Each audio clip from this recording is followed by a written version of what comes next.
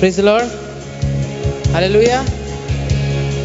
So, kindly let us all rise up and start the praise and worship.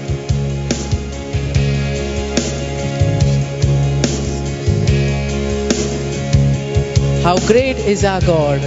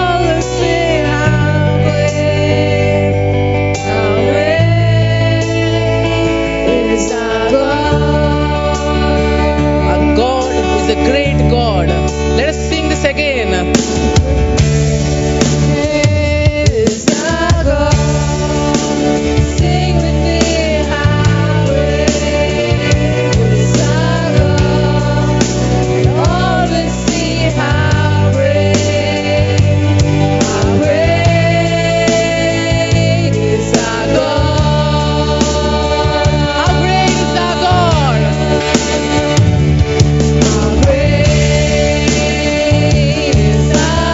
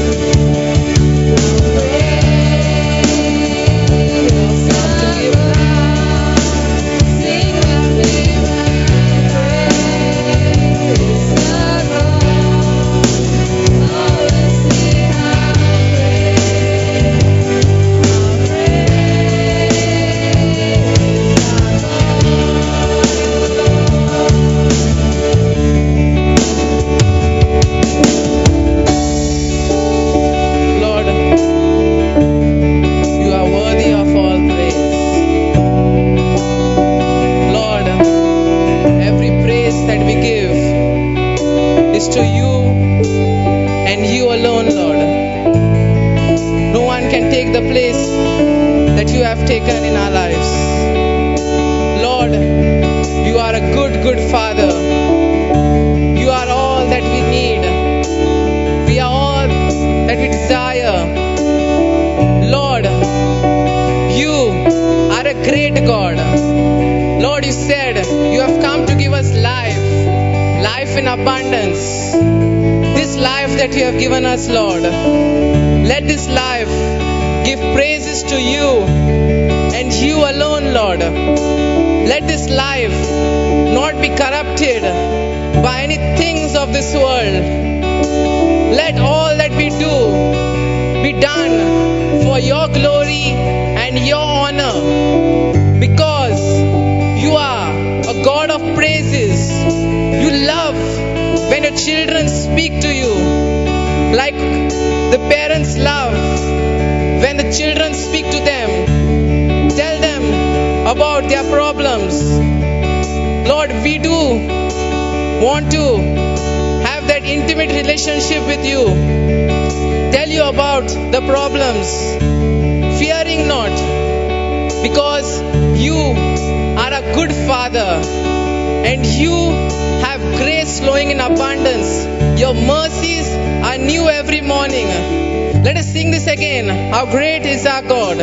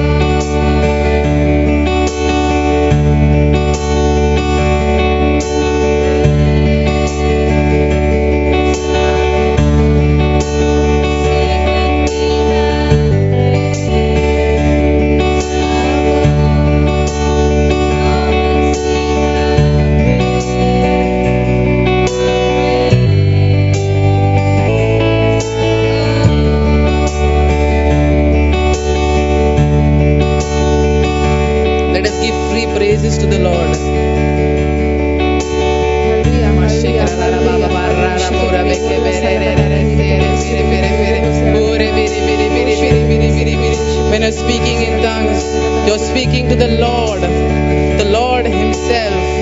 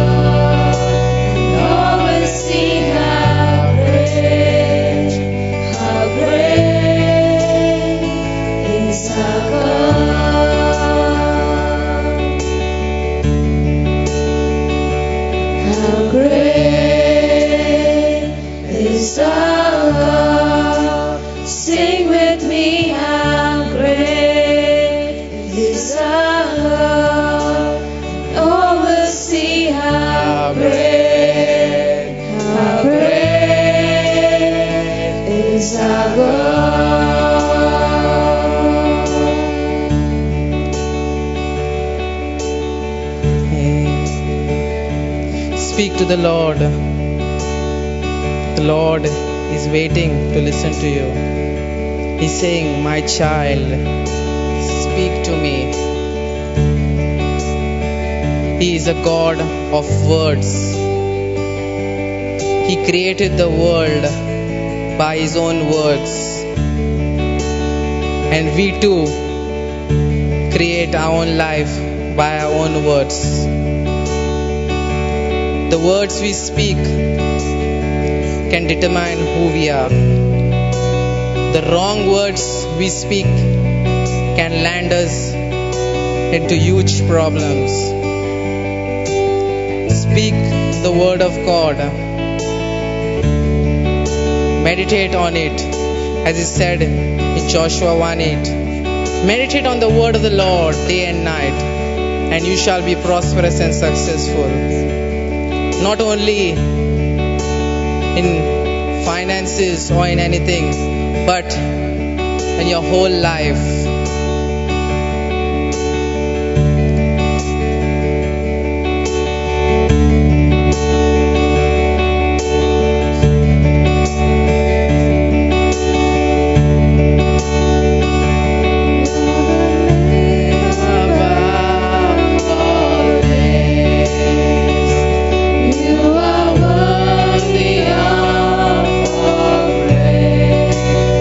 Yes, Lord.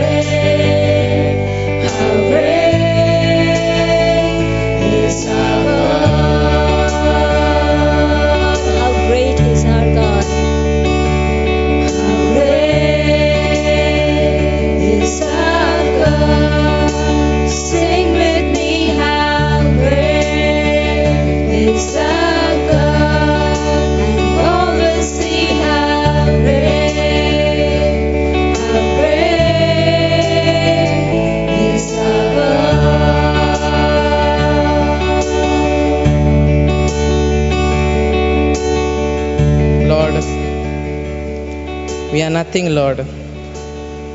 We are just empty vessels.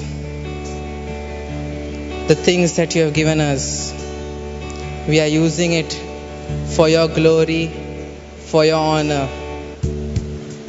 Lord, all the gifts, the talents, everything that you have given us, we are giving it back to you because of who you are. Lord, you are a God of words. No other place can take the place of you. Lord, you are everything that we need.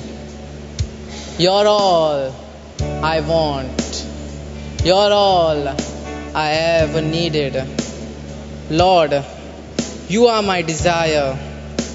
Let your desire be the word of God, because the word can set you free from every bondage, from every sickness, from any disease. The word of God is a powerful weapon. Hallelujah. It's a double-edged sword which can pierce through bones and marrows and destroy everything completely. The Lord created the earth by His own words. He said, "Let there be light." Let us command light into the dead situations. Thank you, Jesus. Whatever maybe have gone wrong, let us just leave it to the Lord and forget about it. Hallelujah. Because if we hold on to certain things in life, we will remain where we are. We will stagnate ourselves. We will ruin everything that has been built. A house will be like a house which is built on sand. And when a house is built on sand, the water can destroy it completely. But when we build a house on the rock, that is the Word of God, we can change our lives completely. Thank you, Jesus. Because our lives are rooted completely. Our principles are the Word of God. Our final authority is the Word of God. And the Word of God has completely set everyone free. Hallelujah. In Jesus' name, I believe Amen. that everyone who has come here Amen. has not gone empty-handed, Amen. has gone as commandos for Christ. Thank you, Jesus. Thank you, Jesus. Thank you, Jesus. Hallelujah. Hallelujah. Hallelujah. Never let me go. Never let me go. I lay it all down again.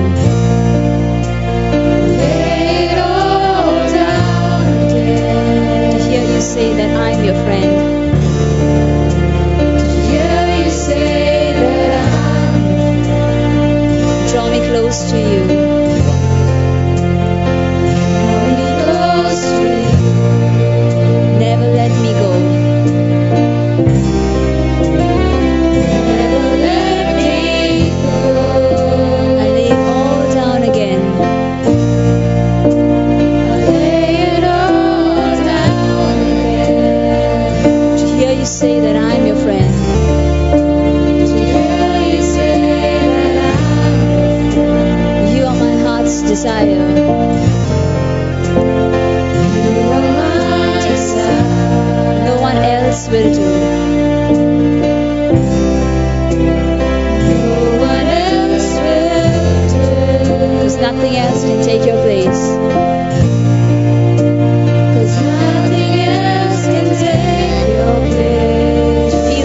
Of your embrace, to feel the warmth of your embrace. Help me find the way. Help me find the way. Bring me back to you. Bring me back to you. You are my heart's desire. You're my heart's desire. No one else will do.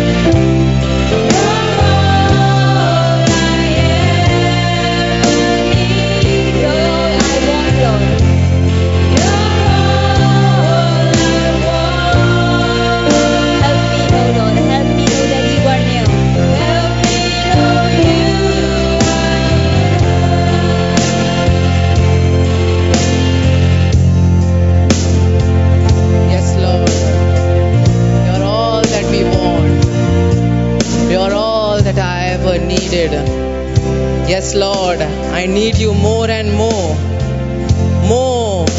More of your word, more of everything, Lord, and nothing of me, Lord. Lord, I humble myself, Lord.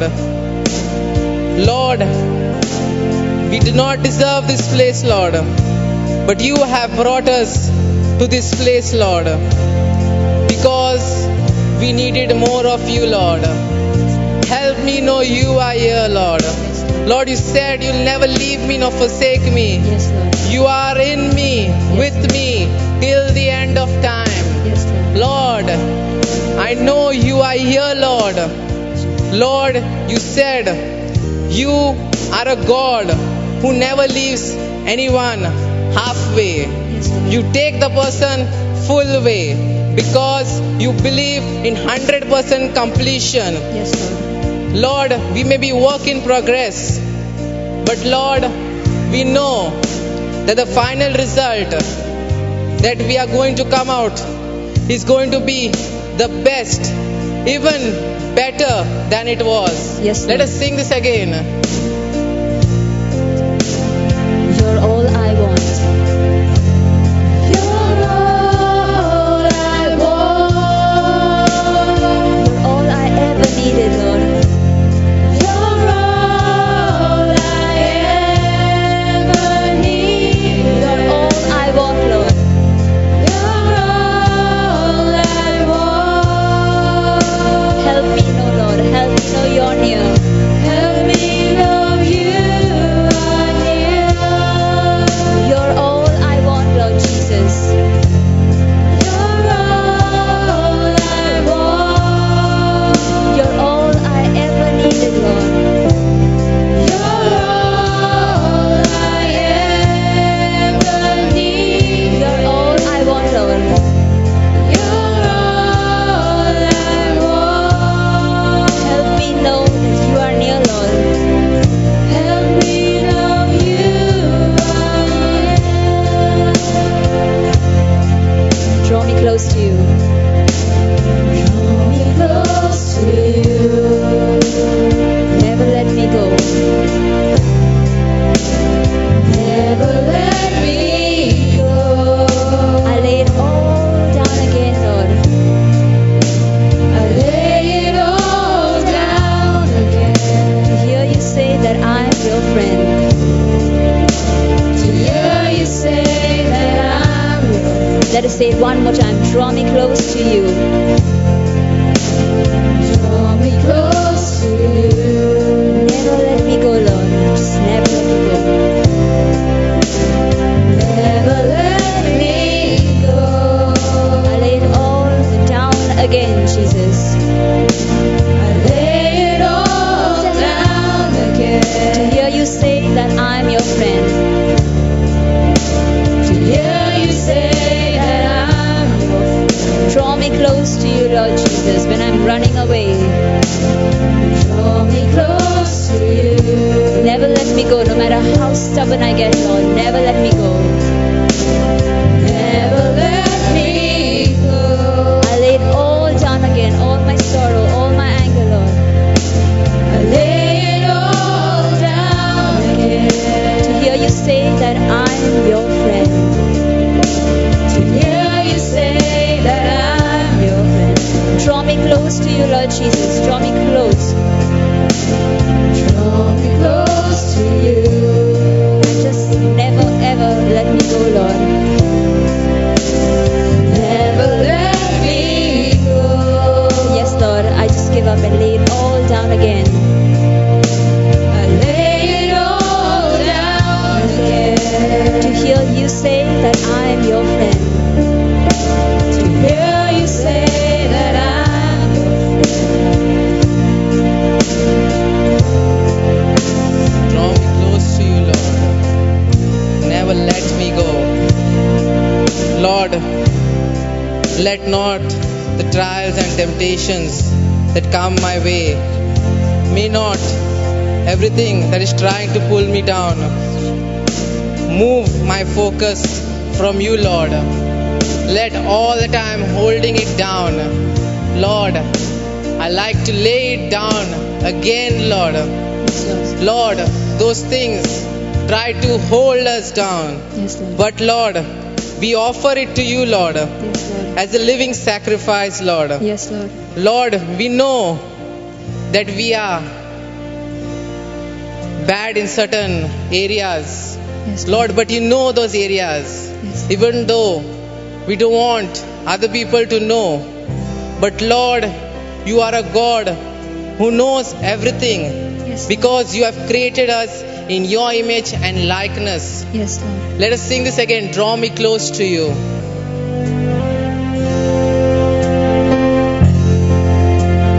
Close to you. Never let me go. Never let me go. I lay it all down again. I lay it all down again. To hear you say that I'm your friend. To hear you say that I'm your friend. You are my heart's desire. You are my desire. No one else will do, Lord. No one else will do. Because nothing else can take your place. 'Cause nothing else can take your place. To feel the warmth of your embrace. To feel the warmth of your embrace. You are my heart's desire, Lord. You are my desire. No one else will do, Lord Jesus. No one else. No one else will do. Because nothing else can take your place at all, Lord. 'Cause nothing else can take your place. To feel the warmth of your embrace. To feel the warmth of your embrace. You are my heart's desire, Lord Jesus. You are my desire. No one else will do, Lord Jesus. Absolutely no one else. No one else will do. Because nothing else can take your place, Lord. 'Cause nothing else can take your place. To feel the warmth of your embrace, Lord. To feel the warmth of your embrace. Help me find the way, Lord. Help me find a way. Bring me back to you. Bring me back to you. Lord, you are my desire. No one else will do. Lord, the desire for you. Lord, let no other place be taken by the desire which is for you, because nothing else can take the place of your place and your home to feel the warmth of your embrace. Lord, let us feel the warmth of your embrace. You're a God of agape love. You forgive us even though when we are faltering, when we are really committing bad things or doing wrong things. Lord, help me find the way. Bring me back to you. Lord, Lord, you will help us to find a way, Lord. But the way that we have to go through the narrow gate, Lord, because the broad gate is full of various trials and various temptations. The narrow gate is the best gate because the narrow gate brings deliverance, brings healing. The gate may be difficult to walk through, but the results that we receive through these narrow gates are really awesome. Let us sing this again. You are my desire, no one else will do. My heart's desire. No one else will do, Lord. No one else will do. Because nothing else can take your place. 'Cause nothing else can take your place. To feel the warmth of your embrace. To feel the warmth of your embrace. You are my desire. No one else will do.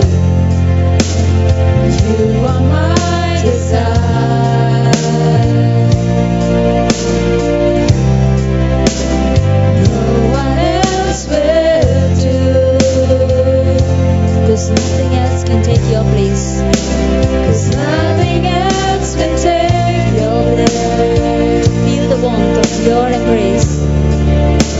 To feel the warmth of your embrace. Help me find the way, Lord. Help me find the way. Bring me back to you. Bring me back to you. Let's lift our hands and say, you're all I want. You're all I want. You're all I need, Lord. You're all I ever need. You're all I want, Lord. You're all I want. Help me know you are near, Lord. Help me know you are near. Let's say this with one mind, one accord. You're all I want, Lord Jesus. You're all I want. And Lord, you are all I ever needed, ever. You're all I ever need. In all circumstances, you're all I want, Lord. You're all I want. Help me know you are near, Lord Jesus. Help me know you are. Let us rise up and let us declare it to the Lord, saying, you're all I want. Let's rise up and sing. You're all I want. And you're all I ever needed, Lord. You're all Let us make this a prayer to the Lord. ever needed. You're all I want, Lord. You're all I want. Help me know, Lord, that you are near, Lord. Help me know you are near. No person, Lord, but you are all I want, Lord Jesus, every time. You're all I want. Let us declare it and believe every word that we say. You're all I ever need, Lord. You're all I ever need. You're all I want, Lord Jesus. You're all I want. Help me know, Lord, that you are near, Lord. Help me know you are near. You're all I want, Lord Jesus. You're all I want. You're all I ever need, Lord. You're all I ever need. You're all I want, Lord. You're all I want. Help me know, Lord, that you are near. Help me know you are near. You're all I want, Lord Jesus. You're all I want. You're all I needed, Lord. You're all I ever needed. You're all I want, Lord. You're all I want. Help me know, Lord, that you are near. Help me know you are near. Let us sing it the last time. You're all I want. You're all I want. You're all I need, Lord. You're all I ever needed. You're all I want. You're all I want. Help me know you are near. Help me know you are near.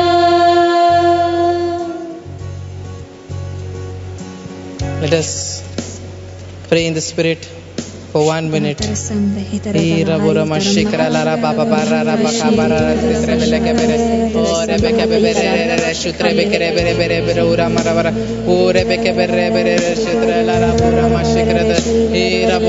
Lord is revealing secrets of the kingdom of heaven.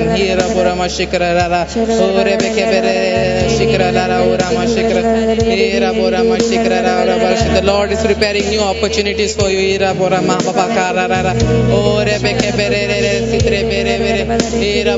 New plans and strategies the Lord is preparing for you. Hira Borama Shikre, Ora Mashikra Rara, Ora Mashikra Rara, Ora Mashikra, Ora Bere Bere Sikra Lara Bahaba Baraba Kapara Sidre, Hira Borama Shikra Rebe Here Beke Bere, Hira Borama Sikra, Ora Mashikra Rara, Ora Mashikra, Rabora Mashikra, Hira Borama Shikra. The Lord is helping you to achieve new things in your life. Hira Borama Babara Babara Bakapara Sidre, Ore Bebe Bere Beke Bere Bere, Ore Beke Bere Sidre Borama Kapara Sidre Bere Behere Beke, Ore Beke Borama Mashikra Rara Bara Shikra Ora Masikra, Ore Beke Bere Bere Bere Shikra Borama Kapara Sidre, Ora Mashikra Ora Masikra Rara. Let my heart be changed, renewed, flowing from the place that I found in you.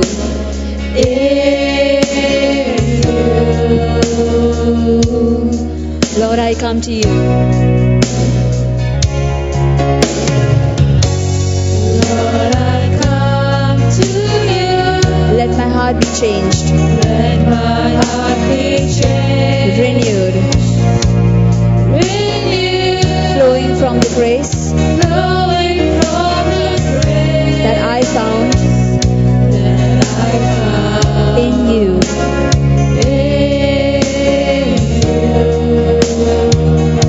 And Lord, I've come to know Lord, I've come to know the weaknesses I see weaknesses I see in me in me will be stripped away will be stripped away by the power of your love. by the power of your love.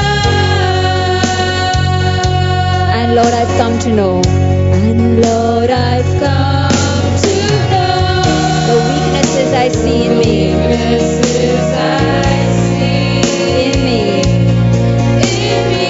will be stripped away will be stripped away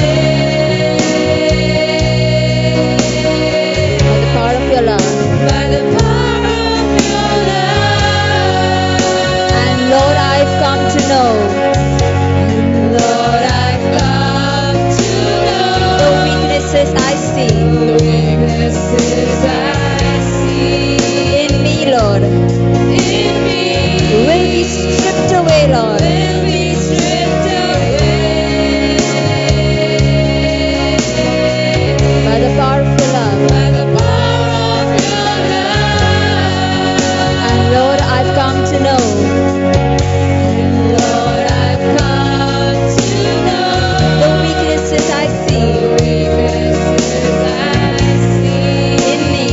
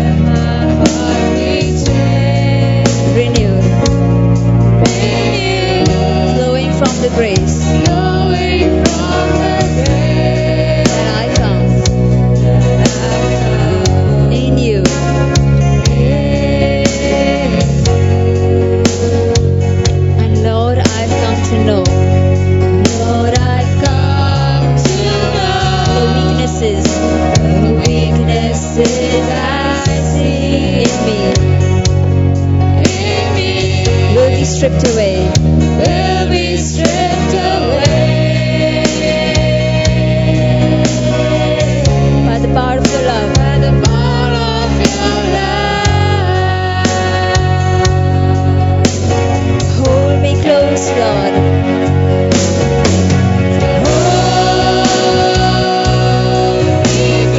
Let your love surround me. Let your love surround me.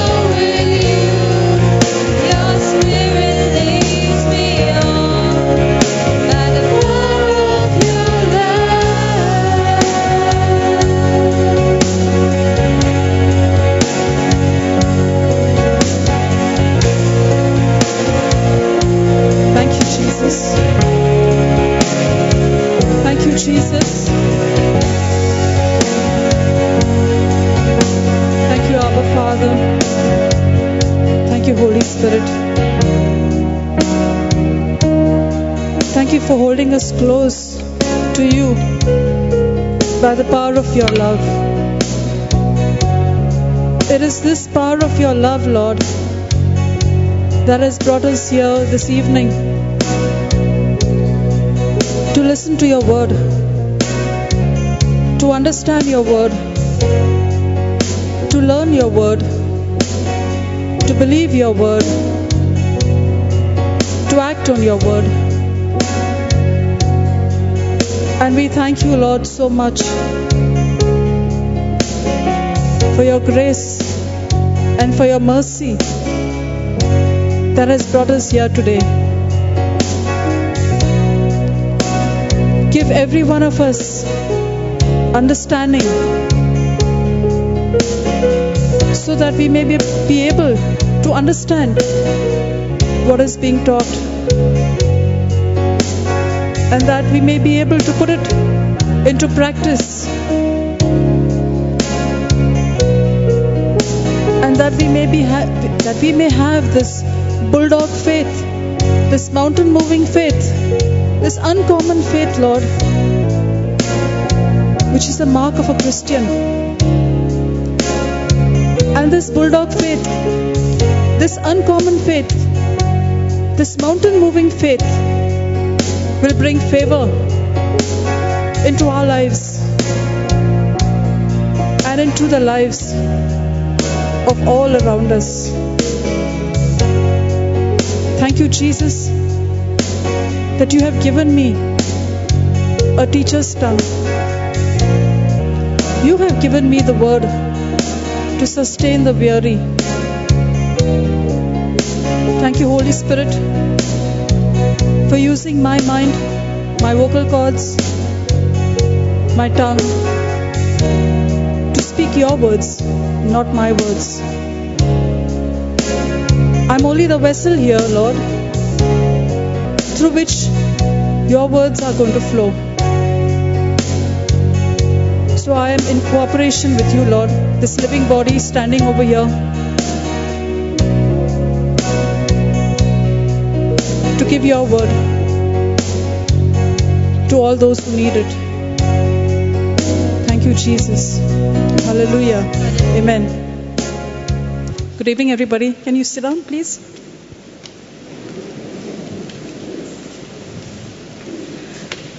Okay, so had a good day, everybody? Had a good break? All set to hear the word of God again, to fill yourselves with the word of God? Thank you, Jesus.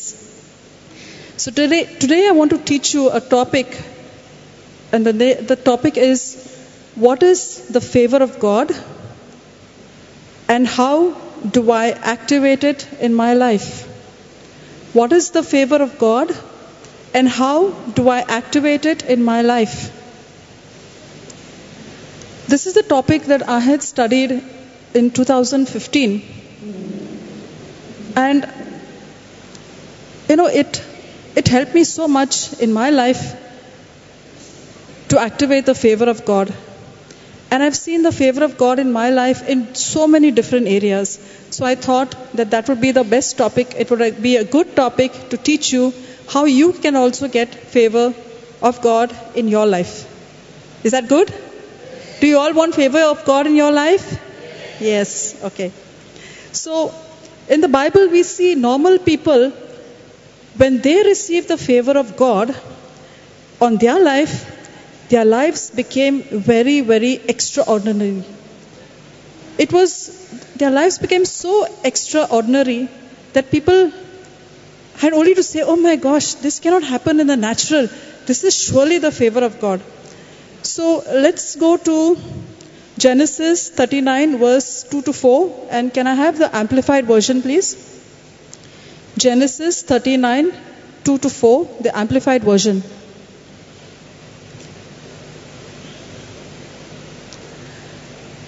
Can we read that all together?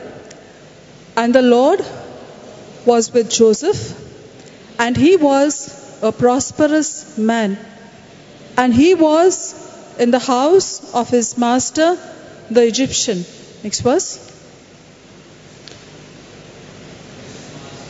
And his master saw that the Lord was with him, and that the Lord made all that he did to prosper in his hand. 4. And Joseph found grace in his sight, and he served him, and he made him overseer of his house, over his house, and all that he had, he put into his hand. If you go to the amplified version, you will find that they will say, Joseph found favor in his master's eyes. Okay, Joseph found favor. If we look at the amplified version, this is the KJV version, so no problem. Okay, so I want to ask you, if Joseph found so much of favor, what was the reason that he found this favor in his master's house? Yes? God was with him. Why was God with him? Because he was obedient to God and to his father also. In his father's house, Joseph had many brothers. Do you all know that? Joseph had many brothers, but he was only one who was obedient to his father, and because of which the father made a special cloak for him. Okay? And then what happened is, who was jealous of Joseph? The brothers. The brothers were jealous of Joseph. But did Joseph forgive them? Did he walk in unconditional love with them when they threw him in the pit? Yes, he forgave them. So Joseph was a man who was obedient, and Joseph was a man who had unconditional love for his brothers and forgiveness. In his journey, right from his father's house till Potiphar's house, okay? First, his brothers hated him. They threw him in the pit. Then he was sold as a slave. Okay? When he was sold as a slave, Potiphar bought him. But did he grumble? Did he murmur? No. So that is why God was with Joseph. And that is why, because God was with Joseph, Joseph was can we have the verse 2 again? The Lord was with Joseph, and he was a prosperous man. Did he have anything with him? What was he? He was a slave, but still God called him a prosperous man and he found favor. Okay, can you tell me what is the meaning of success? Joseph found success. Okay, what is the meaning of success? Do we all want to be successful? Do we all want to be successful? So what is the meaning of success? What is success? Is getting a lot of money success? Getting a lot of wealth? Having a lot of cars? What is success? Getting all favors. Winning all favors is success. Okay, see, there are so many people in the world who are very wealthy and they are very, do you call them successful? Do you find them happy?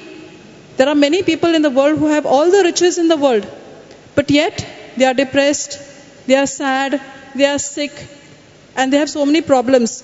They are still wealthy. So are they successful? Okay, so can we write down the definition of success? Success is when God has called me. Success is when God has called me to do something and I am running the race and I am running the race and fulfilling what God has called me to do, what God has called me to do, then that is success. If I am doing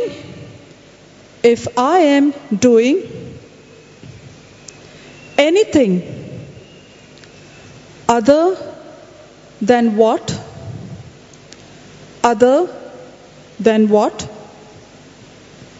God has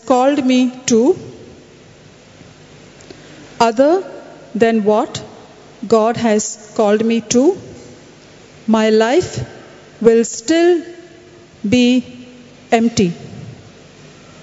I'll repeat that. Success is when God has called me to do something and I am running the race and fulfilling what God has called me to do, then that is success. If I am doing anything other than what God has called me to, my life will still be empty. Okay? And I want you to write down now what is favor. We'll be going through different points and I'll give you point by point and we'll study each point. Is that okay? Okay. So write down. These are the different definitions of favor. The first point. Favor is the secret to uncommon success. Favor is the secret to uncommon success. To uncommon success. Okay, we just got the definition of success. Okay, so favor is, it's not common. It's very uncommon. Okay, when you have the favor of God on you, you have the favor of God on man with you also. Can you see this center? Can you see this whole campus over here? Okay, this is a testimony of a person who God called to do something. He ran the race and he's still running the race and he's fulfilling what God has called him to do. And so, uncommon success has been his when he planned or when he had the dream and vision of this center. He had only 10,000 rupees. Can you think of building something of this size with only 10,000 rupees? No. So what would you call it? What is it? It's the favor of God. It's uncommon success. Can anyone think of building even a small house or even one room with 10,000 rupees? You cannot. So you have to say the favor of God was on him, on Papa Johnson. Why? Because, why? Can you tell me? See what I told you about success. Because he did what God called him to do. And that is why he was fulfilling God's purpose and plan in his life. And that is why God's favor was on him. Okay? So in our lives, if we want the favor of God, what are we supposed to do? We are supposed to see, what is God calling me to do? Am I fulfilling the plan of what is God is calling me, or I'm doing something else only? And how do we know what is God's plan for us? How do we know what is God's plan for us? How do we know? How did Jesus know what was his plan in place in his life? In the scriptures. Jesus found his place in the scriptures. Okay? So, as you live each moment of your life, okay, through the word of God, doing what God wants you to do, you will discover the plan and purpose of your life. Like for example, for me, I didn't know the plan and purpose of my life. After I got healed, I was thinking, now what should I do? I didn't know what to do. So then I was advised by Papa Johnson, start reaching out to people. Start ministering to people. Then I did not know how to minister, what to do, whom to reach out to, what should I say to them, which scripture to use. So I just made a start. And I told a priest, can you give my number to anybody who's depressed? Because that was what I was healed of. And immediately within 2 or 3 days, a person called me. And all I did was share my testimony with her. And when I shared my testimony with her, the Holy Spirit inspired me with some scriptures. He told me to tell her to say, the Spirit of the Lord is upon me. My God himself has anointed me. He gave me 2 or 3 scriptures to give this girl. And this girl had a disease which is called some autoimmune, some disease which I never heard of. Okay? But the favor of God on me was, the little that I told her, she was able to find a doctor to diagnose her disease. She became well. She came to Goa. She got a new job. Now, I didn't do anything. I just shared my testimony with her. I just gave her 1 or 2 scriptures. But it was the favor of God on me, because I was reaching out to her to get the manifestation for her. So, like that, slowly with one person and the next person and the next person, I discovered my place and my purpose in life, what God has called me to do. And that led to more and more things. That led to more and more ministry works. Till it became such a time that now I'm not worried. Okay, whatever God has called me to do, I'm ready. There's no problem, because I know I'm trusting in God. And He's my source. He's going to help me. And if I study the scriptures, He will give me the strength. And when I give this word to others, I will see manifestation. So that's how I found favor, not only in my life, but in even the other areas. Like if ever I wanted something, like for the smallest thing, like even Valerie can vouch for that. I drive a car. So you know how very easy it is to get parking places in Panjim, and in the crowded areas, and in the busy times.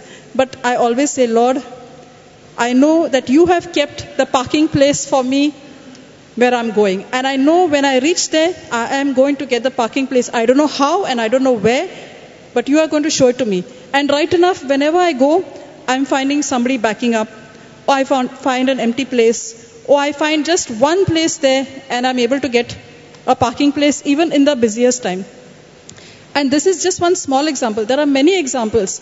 Once before last year, I had to register a document. And when I went to the registrar, he told me that the computers were down for 1 week. And I had already taken leave. and I'm thinking now, what am I going to do? The computers are down. I've already taken leave. What am I going to do? So he says, he gave me his number. The registrar gave me his number, and he said, you call at 4 o'clock. I will let you know if the computers are working or not. And when I called him at 4 o'clock, he said, they are working. Come tomorrow, first thing in the morning. So the next day I went, got my documents registered.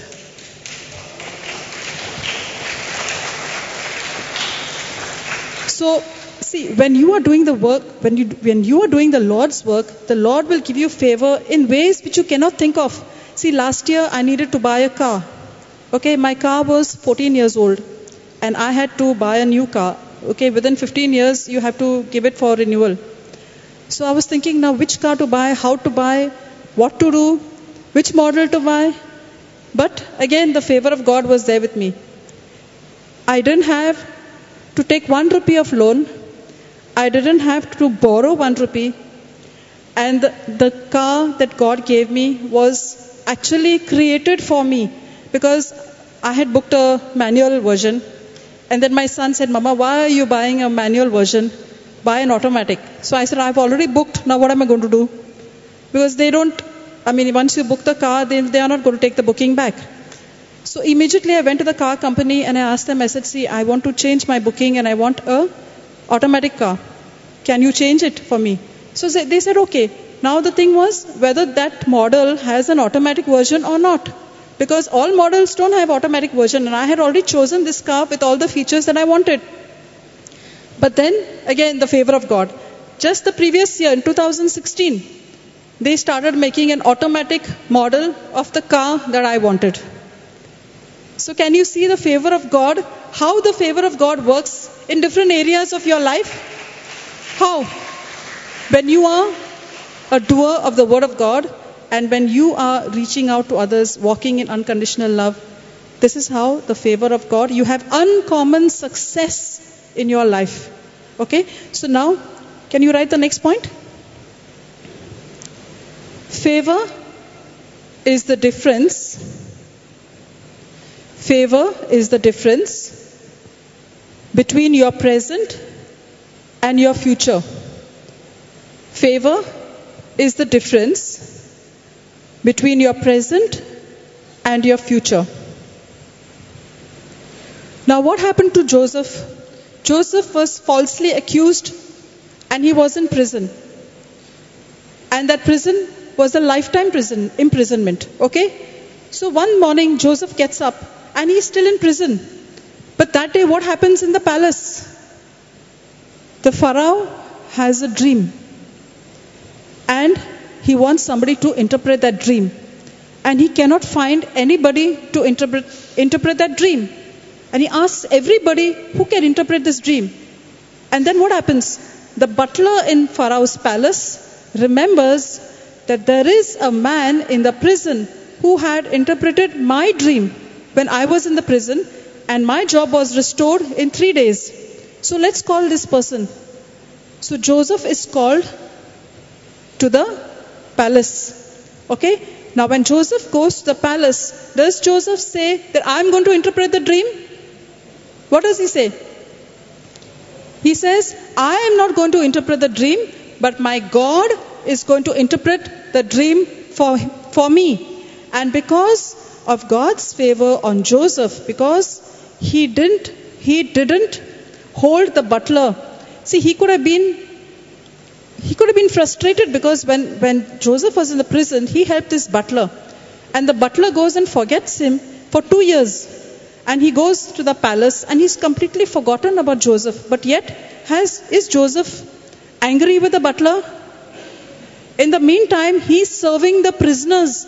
Joseph is serving the prisoners with love. So did God take notice of that? What Joseph was doing in the prison? So then, was the butler the channel for Joseph to go into the palace? Yes. So that favor of Joseph was the difference between his present and his future. Now what happened to his future when he went to the palace? What did the Pharaoh make him? He became the governor. So yesterday he was a prisoner in the prison and he was going to be imprisoned for lifetime. And today he is the second topmost post in the kingdom. So how did that happen? Because of favor. Okay? Because of the favor of God on Joseph. Okay? So now, can we write the next point?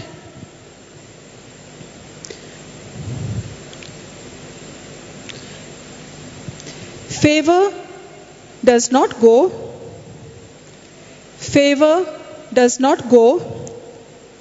to those who need it, but to those who value it. But to those who value it. Now the prodigal son, okay, he made a mess. He took all his father's wealth and he said, I'm going to another kingdom. What did he do there? He wasted everything. But then what did he do? When he lost everything, he repented and he made a decision to go back. Okay? So now, did he value what was there in his father's house? Did he value now when he was in that mess, when he was not even given the pigs food to eat? Did he think, oh, in my father's house it's so good and even the servants are getting so much of food. So now did he value that? He valued. When he was in his father's house, did he value? No, he didn't. When he was in the pit, he valued it. So then, once he makes that decision, okay, to go back to his father's house, that is the time the father, what does the father do? Does the father actually wait for him to come? The father runs. Did the father have the authority to punish him? The father had all the authority to punish him, but the father's forgiving love forgives him and welcomes him. Okay, but he had made the decision when? He had made the decision there that I am going to go back to my father's house. So when he makes that decision there to go back to his father's house, okay, and when he's on the road, the father is already welcome. Before he can say, Father, I have sinned, Father, I have done this, Father, I'm sorry, the father is already welcoming him. Okay, so the father's favor is on the prodigal son. And when the father's favor is on the prodigal son, now what happens to the prodigal son? Is he restored? Is he restored? So now because he values it, see now everything is restored. He's become back again the son. He's become righteous. He's given the ring. He's given the cloak. He's given the robe. Okay. So favor of God is on the prodigal son. Okay. Now why? Because he valued it. Not because he needed it. He needed it when he was there also. He needed it. But did he value? No, he didn't value. So favor does not go to those who need it, but to those who value it. Many times we say, oh, I need the favor of God. I want the favor of God. I want the favor of God. Will the favor of God come on you just like that? No ways. Only when you value. Do we value what Jesus did for us on the cross? When we value what Jesus did for us on the cross, when we walk in unconditional love and in forgiveness, when we are the doer of the word of God, then the favor of God rests on us. We don't have to say, God, give me a favor. The favor automatically comes on us. Okay? Now, see, do we have any valuables that we value? What are they? Gold, money. Where do we keep the gold? Do we throw it anywhere? And if it's lost, what we do? We are searching and searching and searching till we find it. What about money? Are we so careful with our money and we lose our money? What do? We go on searching and searching and searching and searching. So do we value the word of God in the same way? Do we seek the word of God in the same way that you seek your valuables and your money? Somebody is honest. I'm not sure if everybody values the word of God in the same way as you value money and your gold. But this is what God is calling us to. Value my word. Because see, from morning we are listening. Everything is through the word of God. The worlds were created through the word of God. everything, we get our salvation through the Word of God. Everything is through the Word of God. Our healing is through the Word of God. So what must we value the most? The Word of God. And when you value the Word of God, what is going to be activated in your life? The favor of God. The favor of God. Understood, no? Even in Joseph's life, see, his brothers never spoke to him. He was sold as a slave. He was falsely accused. But did he open his mouth? No, he didn't open his mouth. So that is why the favor of God was on Joseph. The favor of God is on one who walks in unconditional love. And when you have the favor of God, you will have the favor of man on you. Favor will take you from the present, which is unfavorable, to the future, which is favorable. Okay? So can we write the next point?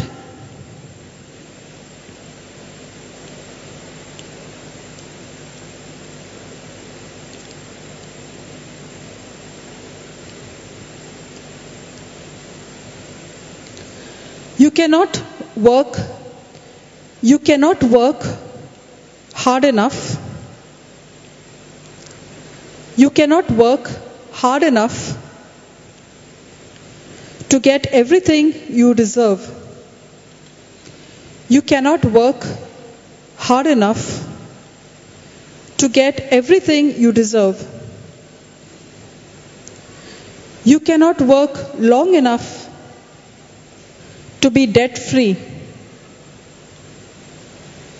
What you require is favor. What you require is favor. You cannot work hard enough to get everything you deserve, and you cannot work long enough to be debt free. What you require is favor. See, there is this shepherd boy David. In the Bible, we have this shepherd boy David. And he has so many other brothers. Okay? Now Samuel is told to go to Jesse's house to anoint this boy, to anoint one of them as king. Okay? So Samuel goes to Jesse's house. And what does Jesse do?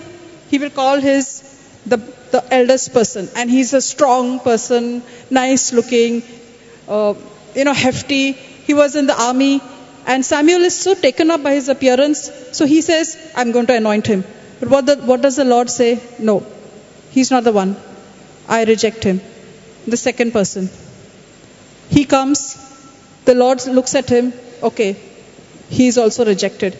In the same way, all the other brothers, one by one, they come, and all are rejected. And Samuel doesn't know what to do. So what God says, okay, can we have 1 Samuel 16:7?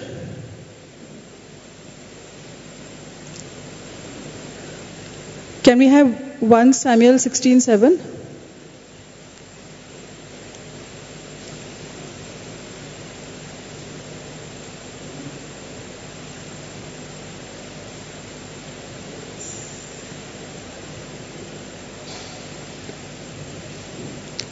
But the Lord said unto Samuel, look not on his countenance or on the height of his stature, because I have refused him. For the Lord seeth not as man seeth, for man looks at the outward appearance, but the Lord looks on the heart. Okay, so when all these brothers are rejected, what does Samuel ask Jesse? Do you have another son? Do you have another son? And he says, yes, I have another son, but he's there guarding those. Oh, you want him? He says, no, bring him.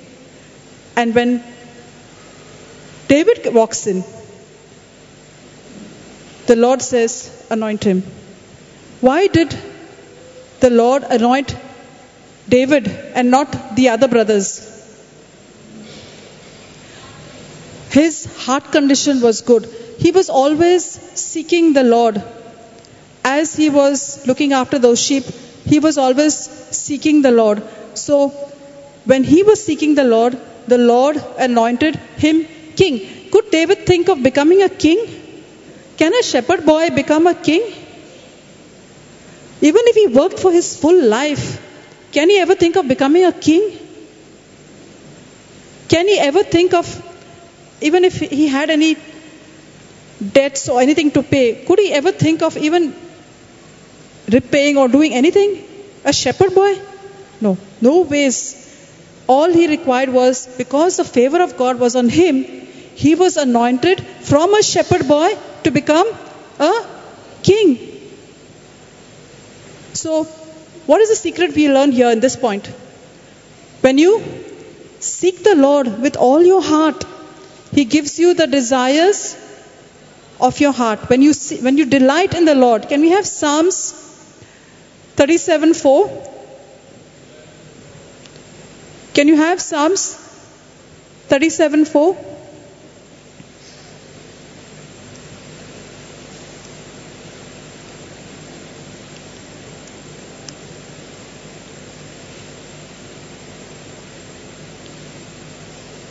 Psalms 37:4.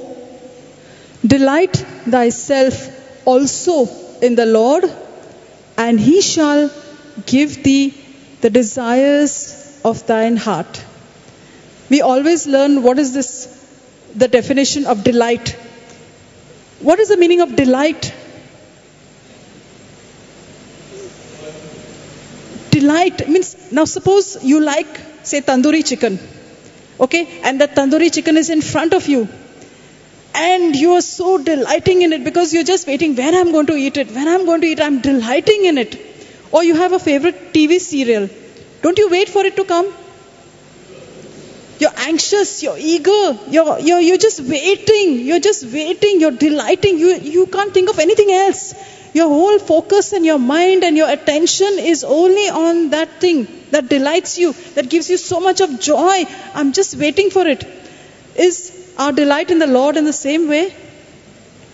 So when we delight, when the Lord is our topmost priority, when we delight in Him, when I can't think of anything else but God, and then He will give thee the desires of thine heart. So what was David doing there? He was seeking the Lord. He was delighting in Him. He was delighting in the Lord so much. Actually, he must have not even realized. He must have heard the news that, oh, somebody is coming to anoint them as king. But where was he? He was told to go out. But when he came, what happened to him?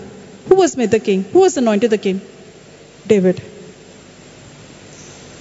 Did he ever think of it? No.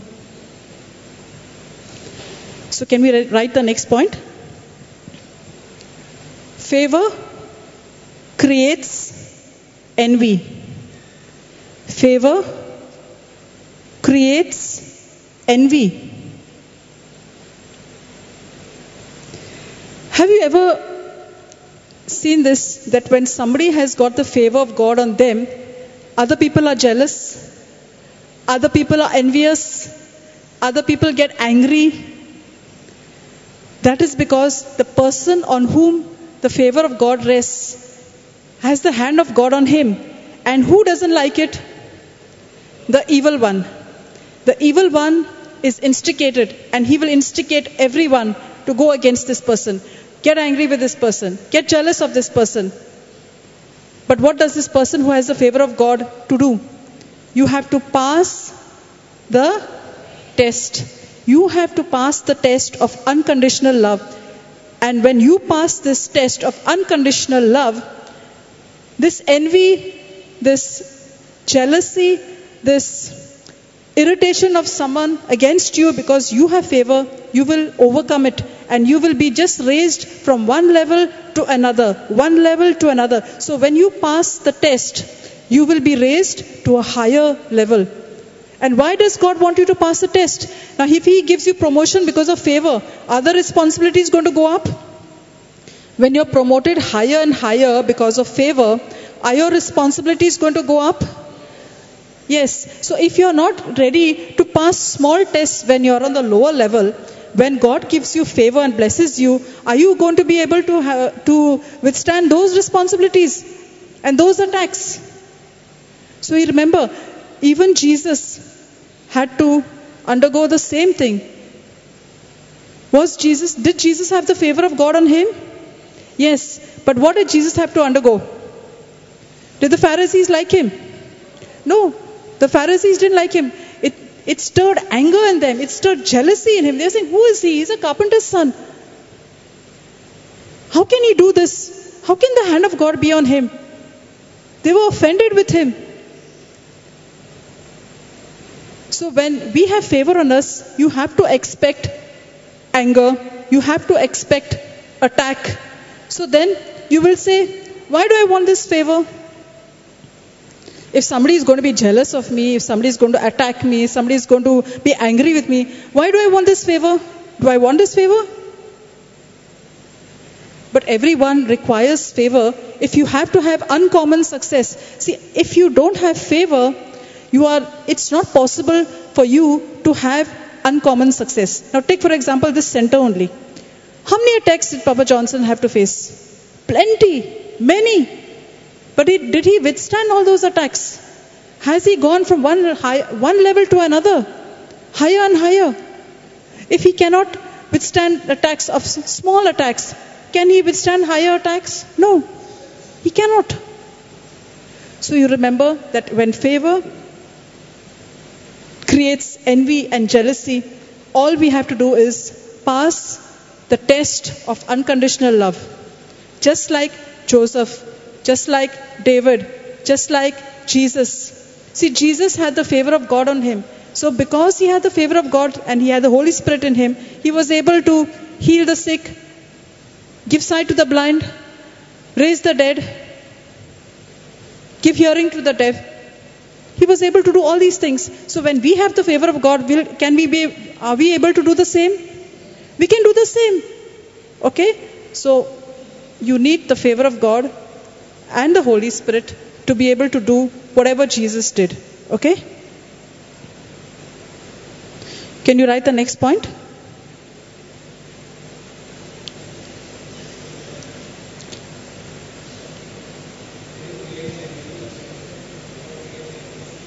Yeah, favor creates envy.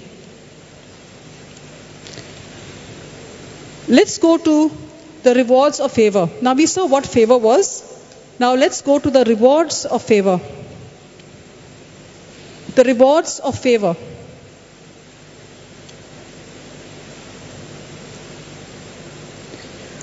Favor can instantly stop.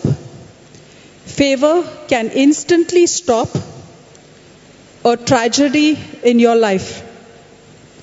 Favor can instantly stop a tragedy in your life.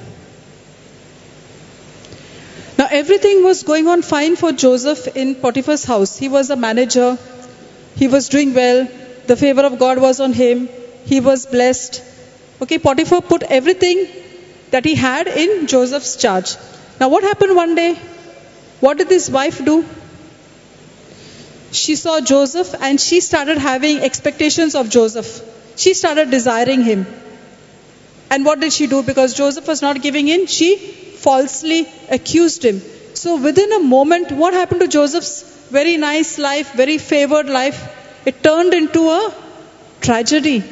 It turned into a tragedy and he was put into prison. And that prison was not for 1 and 2 years, it was for a lifetime. But then, because God's favor was on Joseph and he was walking in unconditional love and he was obedient, he was already obedient to God, he was already obedient to his father, the Lord was already planning. See, God had given Joseph a dream. Did God give Joseph a dream? What was the dream? The dream was that everybody was going to bow down to him and he was going to be the governor. So can he become a governor when he's in the prison? No. But because of that tragedy, God did not leave Joseph. God was already making a plan even in the prison in the form of that butler. The butler was already put over there, like, it was a setup kind of, the butler was already planned over there so that, the butler would ask Joseph the interpretation of his dream. Joseph was going to tell him the interpretation of the dream, and through the butler, that was his channel to the palace. So, how did that happen? That because the favor of God was on Joseph, that tragedy which took him to the prison, which took him to that pit which he never ever thought that he's going to even come out from that, the tragedy turned into, the favor turned tragedy into what? It stopped the tragedy. The favor stopped the tragedy that was in Joseph's life. You understood? Why? Because, sometimes we are in such terrible tragedies. I have a testimony recently of one lady. Her husband, she's from Dubai. Her husband had gone to Sweden for a business. Okay? And when he was there, he suddenly got a disease of something called sepsis or something like that. And he was in the hotel, and within no time, his whole body started kind of shutting down. And he just had enough time to call the ambulance from his hotel, and he was taken to the hospital. And there he was in coma for quite some time. He was in coma for about 6 weeks and more than that. Now this lady is in Dubai, her husband is in Sweden, he is in the ICU, and there's nobody there to look after him. It was a tragedy. It was a total tragedy. Can you imagine your husband going to some other place and there he's in a coma? Now what are you going to do? How are you going to get a visa? How are you going to go there? But the favor of God was on this lady. There was a relative of hers who was staying in a nearby country. That relative went to Sweden and looked after him. In the meantime, she got a visa to Sweden and she looked after him. In the meantime, she was being fed with the scriptures. So every day in that ICU, she used to speak the scriptures to her husband. Every day she would speak the scriptures of health and healing to him. And the unexpected happened. What the doctors thought would never ever happen, this man, all his organs started working. He became well in a supernatural time. And then they said that he may not be able to fly to Dubai because of some pressure in his lungs. So she had even messaged me, please pray for my husband because we don't know whether he will be able to fly in the plane because of that pressurized cabin. But even that he was able to do. And when they went back to Dubai, and when the doctors saw his report, they said this is just a miracle that this person has come actually from the dead to life again. He got a second life. So what was that? That was purely the favor of God that stopped a tragedy in this man's life. And even recently, a few days after they went to Dubai, again she messaged me to say, we are in the hospital and his heart rate is low. Sister, my husband's heart rate is low. So immediately we confessed the scripture, John 14:1, which says, do not be troubled. Let not your hearts be troubled. Believe in me, believe in God and believe in me. So I sent that scripture to her and I told her, we command his heart, the heart rate to rise up in the name of Jesus. We command that heart rate to rise up, and whatever is the cause because of that heart rate is gone down, let it be rebuked in the name of Jesus. And I told her, you agree with me. So I was trying to explain to her through WhatsApp the scriptures, what she should do, how she should lay her hands on her husband, how she should speak the scripture. And after some time she says, sister, no problem, it was nothing, we are going home.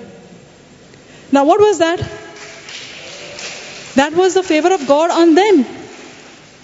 That was the favor of God which stopped another tragedy in a husband's life. So there are so many testimonies like this where I've seen the favor of God stopping tragedies in people's lives.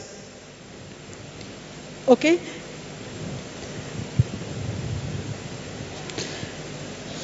Can you write the next point? What our lifetime labor cannot achieve, what our lifetime labor cannot achieve, favor can achieve for you. favor can achieve for you. We just saw examples of Joseph. We just saw examples of David. We just saw the example of Papa Johnson. So many examples.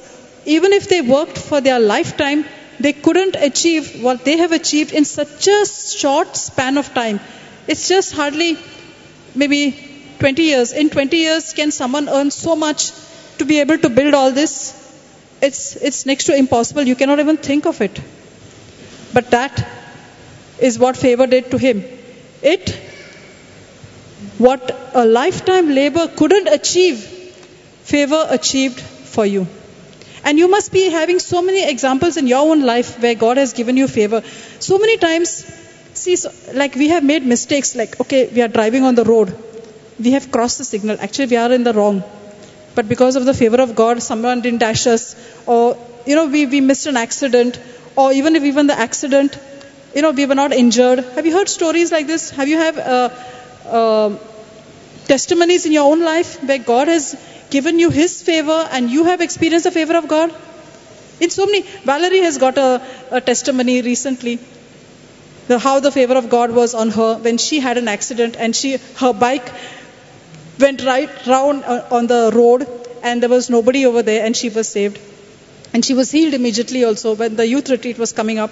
So we have so many testimonies like this where God has, because of that favor, we have been saved. And we cannot even think, actually, the other thing, opposite should have happened. But because of the favor of God, what God intended for us happened. Okay? That is purely the favor. Okay? Now, how can we stop these tragedies in our life and activate favor? How can you stop these tragedies in your life and activate favor? First of all, we have to repent. We have to repent. Write down. We have to repent.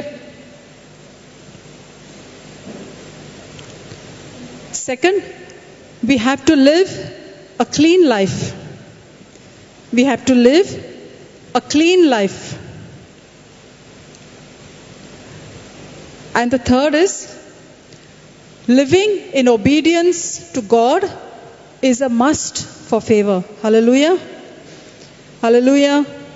Amen. Amen. We have to repent. What is the meaning of repent? What is the meaning of repent? Renewing your mind and changing your thinking. What is the meaning of repent? Renewing your mind and changing your thinking. That's the first thing we need to do to activate favor in our lives. The second is live a clean life. Don't live a life that is displeasing to God. You think God's favor is going to be on you? Even if you want it? Is God's favor going to be on you? No. So live a clean life according to the word of God. The third point is live in obedience. Live in obedience to God. Living in obedience to God. Living in obedience to God is a must for favor. Okay, another reward of favor is, write down, favor is often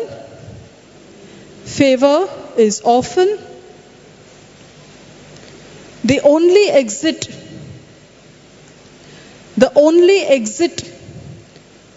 from a place of captivity and bondage. Favor is often the only exit from a place of captivity and bondage. Do you know Paul and Silas were chained in prison? Do you know that Paul and Silas were chained and were put in prison? For what? Did they do anything wrong? What did they do? They only cast that unclean spirit from that girl, and her owners were angry. And because of that, they put Paul and Silas in prison, and they chained them and they beat them so badly. Did Paul and Silas think of ever coming out? No.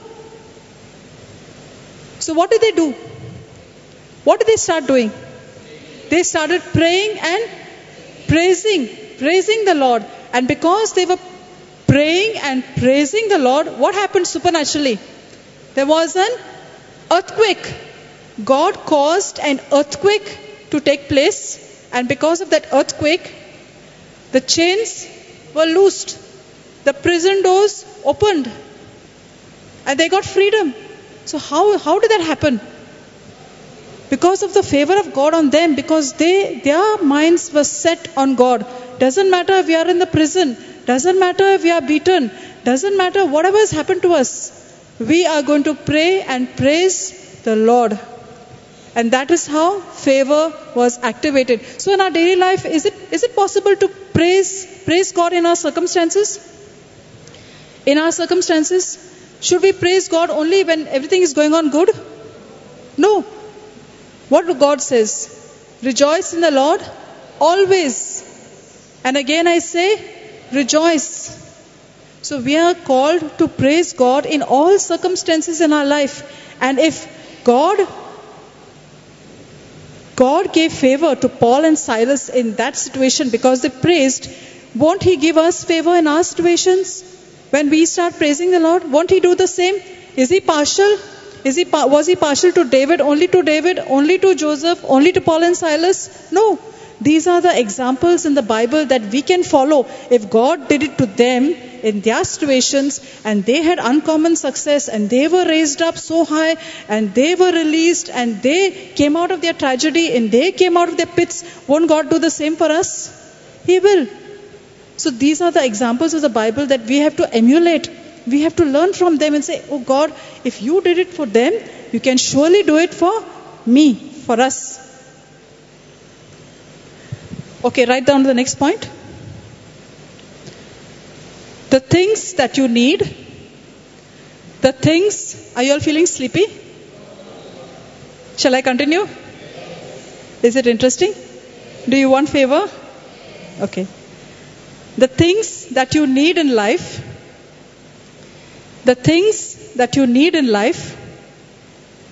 is with somebody close to you. The things that you need in life is with somebody close to you. And the only way to get those things,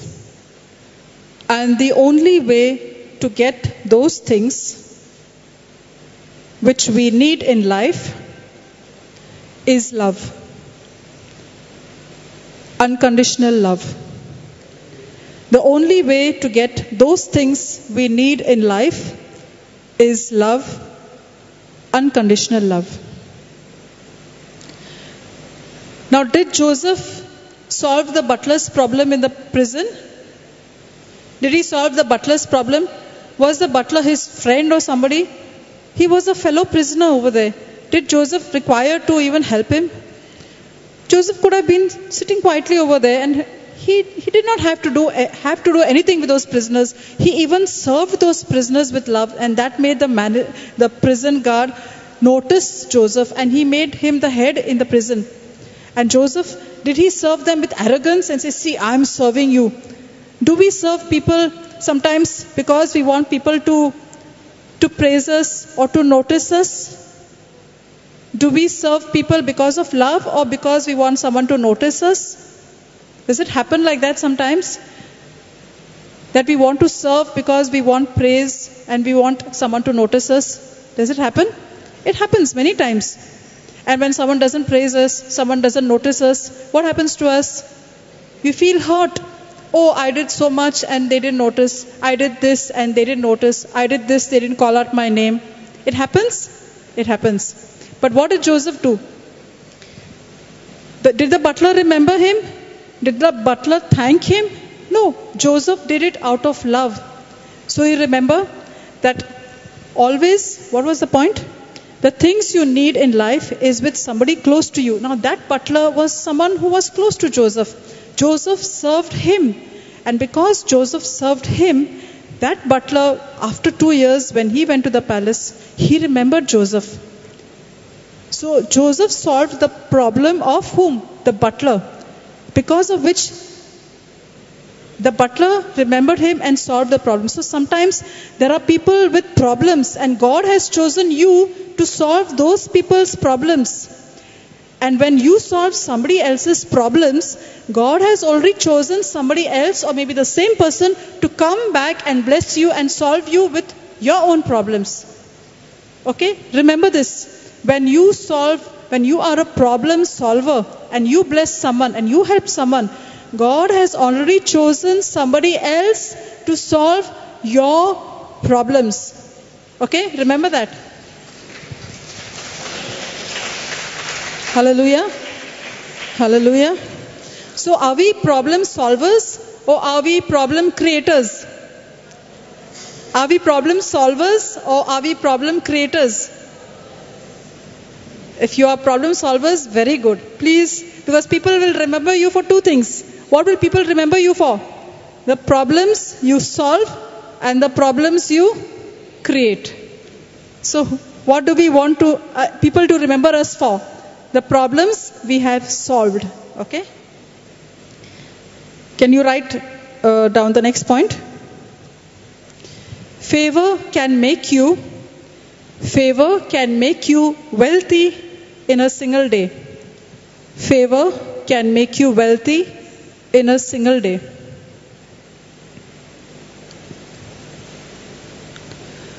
See, there is this person in the Bible. Her name is Ruth. There is this woman in the Bible. Her name is Ruth. And she was not a Jew. She was just a pagan. And she was married to a Jew. And her husband had died. Now this woman, Ruth, she could have easily gone back to her parents, to her homeland. But what did she choose to do? She chose to stay with her mother-in-law and serve her mother-in-law with love. Even though her mother-in-law was telling her, you go back, your husband has died, I don't have any more sons for you to get married to. Ruth said, no, wherever you go, I shall go, wherever you stay, I shall stay. Okay, so she made a choice to live with her mother-in-law. And because she made a choice to live with her mother-in-law and she obeyed her mother-in-law asked her to go and work for a rich man called Boaz. Now this Boaz was a rich man, and one day when he noticed this woman, Ruth, he was taken up by her. Now she is just an ordinary person, but because her life was a life of service and love to her mother-in-law. See, God moves Boaz and he notices this lady and he says, I want to get married to you. And when he gets married to her, this poor woman, in an instant, what happens to her because of favor? Instantly, favor made her wealthy in a single day. From poverty, she became such a wealthy woman. Whatever was Boaz's was Ruth's. And Boaz was a good man. So, what lesson can we take from this, from Ruth? What lesson can we take? When you serve with love, when you serve, when you obey, when you are good to your own people at home, that is the place where God rewards you. Because that is the place which is most difficult. I'm sure it must have been really difficult for Ruth to stay with her mother-in-law because she had no husband also. Imagine, she has to stay. She made a choice to stay with her mother-in-law and serve her for the rest of her life. Did she even think that she's going to marry Boaz? She never thought. But that is what God planned for her in her life because she was good to her mother-in-law. So see what favor did to her. Favor turned poverty into riches in a single day. Okay, write down the next point. Favor can silence a lifetime enemy forever. Favor can silence a lifetime enemy forever. Now in the Bible we also see a girl called Esther. Esther was a simple girl. Okay, she was trained, she was looked after by her uncle, and she was trained in the word of God. Now what happened is in that kingdom, that queen had disobeyed the king, so he had disowned her, and he wanted to marry another girl and make her queen. So many girls were selected, and they were brought into the palace, and they were given some good treatment, and they were well looked after. And then all of them were brought in front of the king, and the king had to select one of them to become the queen. Now Esther was very simple, and she trusted in God, and her beauty was that I trust in God, God is my source. So the Lord moves the king to select Esther. He's moved by her beauty, and he marries her. Now when Esther got married to the king, there was a problem. Now there was a person called Haman. There was this man called Haman who hated the Jews, and Esther was a Jew. Okay, so when Esther goes into the palace, she comes to know that Haman has passed a law, and he wants the king to pass the law to kill the Jews. Okay, and Esther comes to know about it. Now, just see. God has placed Esther in that palace because God had a purpose. Now, Haman wants the king to kill the Jews, and the king refuses to see anybody. He refuses to allow anybody to talk to him. But then Esther, what does she do?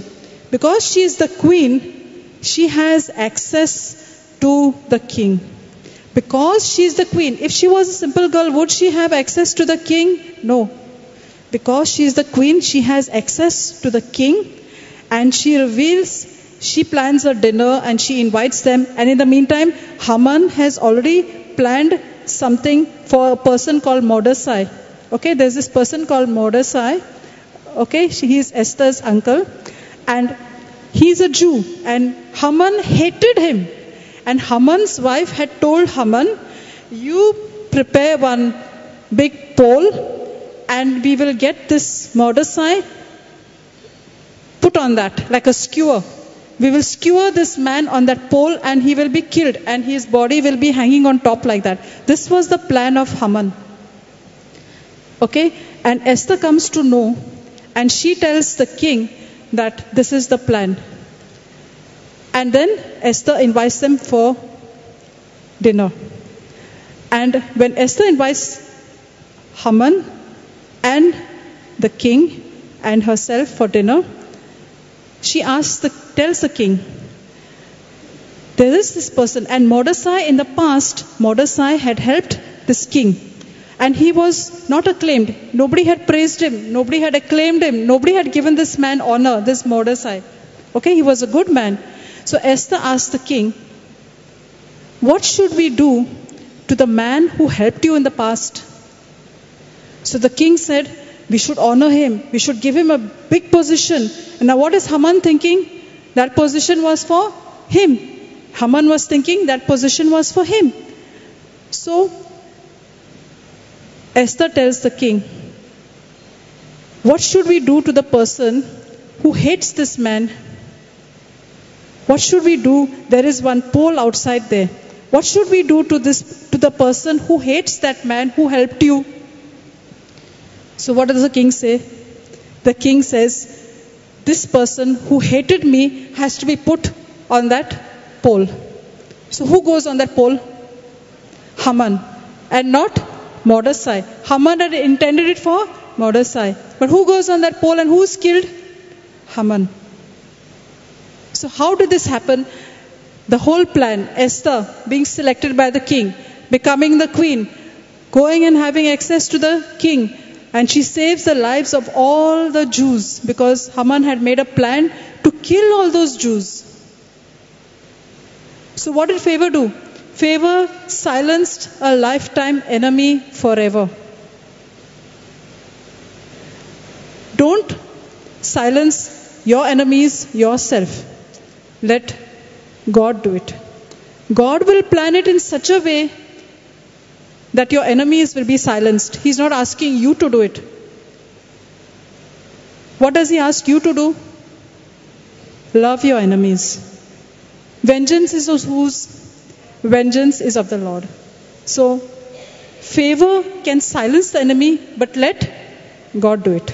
Okay? Then, write the next point of the rewards of favor. Favor can make you a household name in 24 hours. Favor can make you a household name in 24 hours. Now, Esther was this simple girl.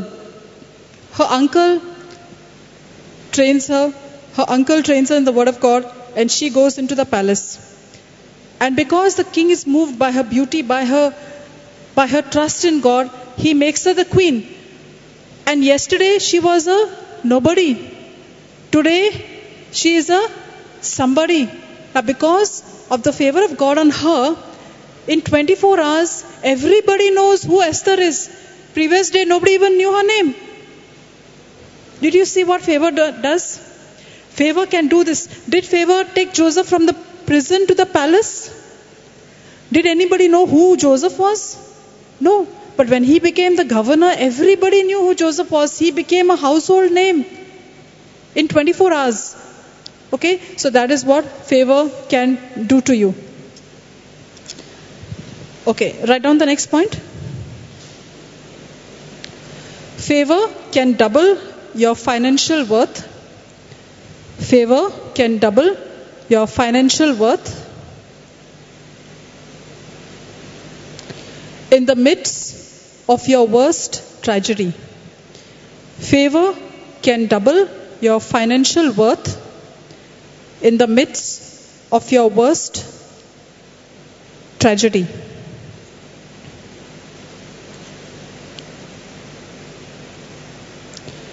Now, there is this person called Job in the Bible.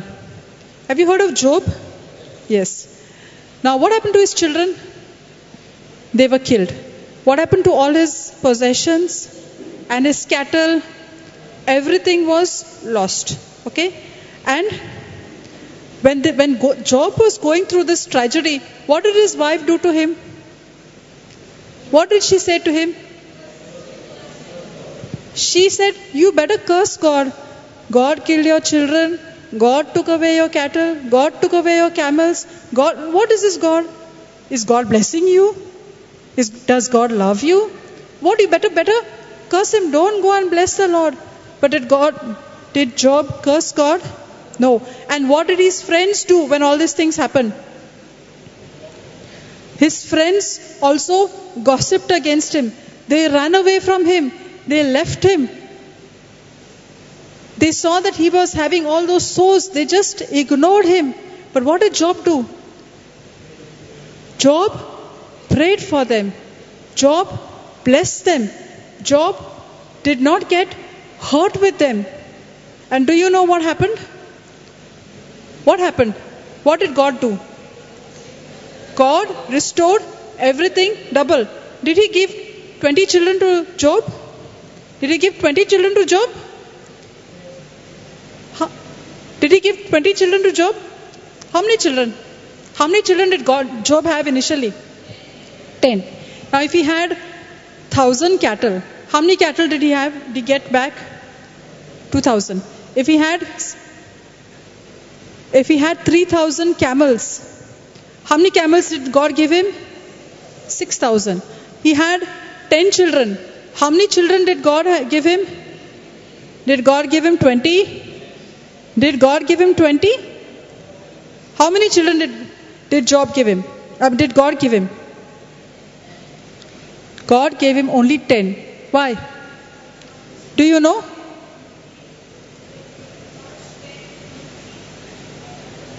See, all creation, when creation dies, we go into when the animals, trees, the camels, the cattle, when they die, where do they go? They go into the dust. But when man, whom God created, dies, what dies? the body dies. Only the body dies. What happens to the spirit and the soul? Does it die? Does it die? No. The spirit and soul either goes to hell or it goes to heaven. So the spirit dies. So were those 10 children dead? They were dead in the body. They were dead in the body. So those 10 children and these 10 children, it became 20. So that is how Job got 20 children. The first 10 who were in the spirit because they died, and the next 10. And all the rest, he got double. Now did you understand? Don't say Job got 20 children. Okay? Now see. Now how did this happen with Job? Is there someone accusing you in your life? Is there somebody gossiping about you? Is there somebody hurting you? Are you unjustly suffering? When you have not done something, are you unjustly accused? Can we take the example of Job? Can we take the example of Job and we say, Father God, just like Job did not curse his wife, he did not curse his friends, he did not have anything against those who gossiped against him, he did not have anything against those who cursed him. Can you close your eyes and let's just reflect on our lives. Let's close our eyes and do an introspection in our life. Are there people irritating and troubling you? Did they put you in a mess? Yes, Lord. There are so many people who have irritated me, who have gossiped against me when I have not done anything wrong, when it was not my fault. What is my response to them? God, if this testimony shows that Job from his heart prayed for his friends, prayed that they may have a good future, when he planted a good seed in their life, your favor was activated in Job's life, and everything in his life began to double up. In the same way, Lord, from now on, I choose to love my enemies. I choose to bless and pray for them. I choose to do good to them. And when I do that, Lord, I know that it will activate your favor. And everything that the devil has stolen from my life for years, it shall be restored to me. It shall be restored to me double. And I will have double for my trouble. Today the Lord is showing us that when Job made the decision to forgive, to bless and pray for his friends, favor got activated, and favor brought blessings after blessings in Job's life, so much that his life was more blessed in his later life than it was before. He was blessed so much. He was given so much.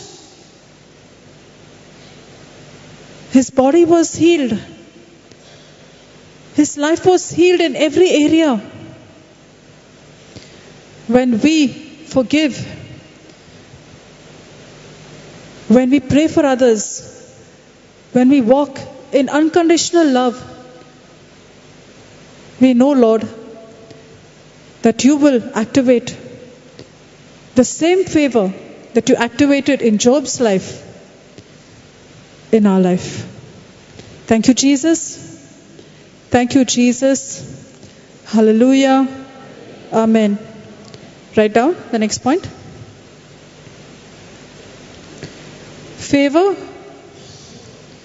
Favor can accelerate. Favor can accelerate the timetable of your assignment and destiny. Favor can accelerate the timetable of your assignment and destiny.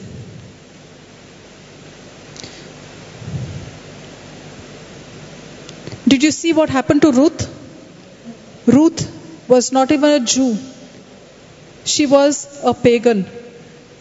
But because of favor, because she chose to live in unconditional love and serve her mother-in-law, what happened? Favor accelerated the timetable and assignment and her destiny. Her whole destiny was changed. She became the wife of a rich man. Esther became the queen. Joseph became the governor. David became the king. Can you see all these examples? Paul and Silas were saved, were rescued from the prison. So what did favor do? It accelerated the timetable of their assignment and destiny. Their destiny was totally changed because of the favor of God on them. So, write down this point. Whatever leaves my hand, never leaves my life. Whatever leaves my hand, never leaves my life. It goes into the future. It goes into the future, multiplies, and comes back to me. It goes into the future, multiplies, and comes back to me. So every day from morning to night, what seeds are you planting in others' lives? Are you planting good seeds or bad seeds? Whatever you plant and whatever leaves your hand, it's never ever going to leave your life, whether you plant good seeds or bad seeds. If you plant a good seed, that good seed will go into the future, it will multiply and bring back a harvest to you. But if you plant a bad seed, the same thing is going to happen. That bad seed is going to leave your life. It will leave your hand, but it will never leave your life. It will go into the future, it will multiply and bring a bad harvest. So what seeds are we going to plant? Good seeds. Right now, is God scattering His seed among you through His word?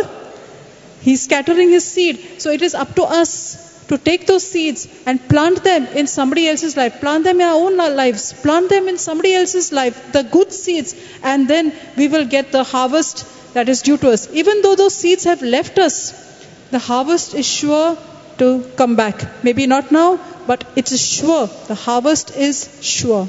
Okay?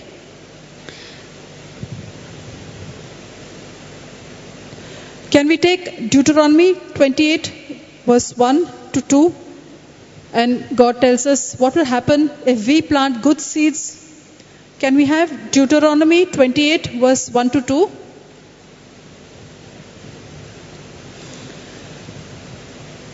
And it shall come to pass, if thou shalt hearken diligently unto the voice of the Lord thy God, to observe and to do all His commandments, which I command thee this day, that the Lord thy God will set thee on high above all nations of the earth. So when we hearken diligently to the voice of the Lord, we take the seeds that God has given us, we observe and do all His commandments, which I command you. What will God do to us? He will raise us up.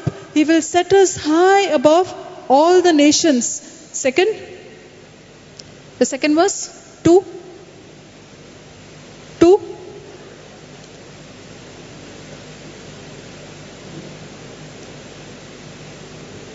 Deuteronomy 28:2. And all these blessings shall come upon thee. And all these blessings shall come upon thee and overtake thee, if thou shalt hearken unto the voice of the Lord thy God. The blessings are going to not only overflow, they will overtake you, and you will be so surprised, and you will have to say, this is really the hand of the Lord when I see so many blessings on coming in my life. You understood, no? Okay, write down. Favor creates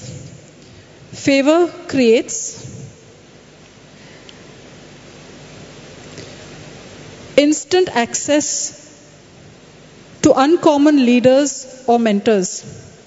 Favor creates instant access to uncommon leaders or mentors. Okay, in Daniel chapter 2, there is this king called Nebuchadnezzar. Okay, and he has this dream, and he wants his wise men not only to interpret the dream, but he wants them to tell him, you tell me what dream I had. I am not going to tell you the dream. You tell me the dream I had, and you also interpret it. So now these wise men are in a fix. They said, nobody can we may be able to interpret your dream, but we can't tell you what dream you had. That only the gods can do it, and there are no gods living on earth. So Nebuchadnezzar is so angry with them. So he says, I want to get rid of all these wise men. Okay? And he sends his men to get rid of these wise men. So one of them called Arioch, he goes in search of these wise men, and he comes to Daniel. And he tells Daniel, the king has ordered all the wise men to be killed. And Daniel says, why? So he tells him, because they do not know what is the dream of the king, and they do not know to interpret it. So Daniel asked the Lord, Lord, reveal to me what is the king's dream, and help me to interpret. And he tells this man, you take me to the king. You take me to the king, and I will interpret, and I will tell him his dream. And because of the favor of God on Daniel, Daniel gets access to the king through this man, and Daniel goes to the king.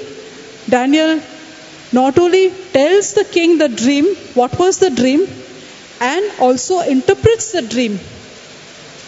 Okay, and because of that, all the wise men's lives, Daniel and his friends' lives are saved. And Daniel is also given a position, a very high position in the palace. And his friends also are made important people in the kingdom. Why? Because Daniel had the favor of God on him, and God revealed what the king dreamt and helped Daniel to interpret. So because of favor created instant access, so that Daniel, through that man, was given access to the king. Okay?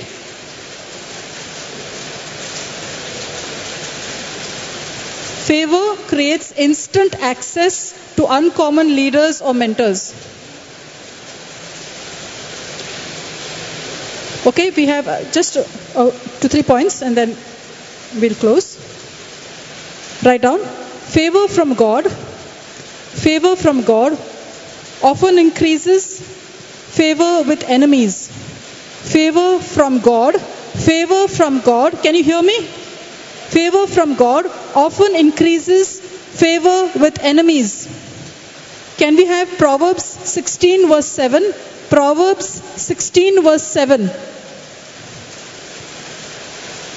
Proverbs 16 verse 7.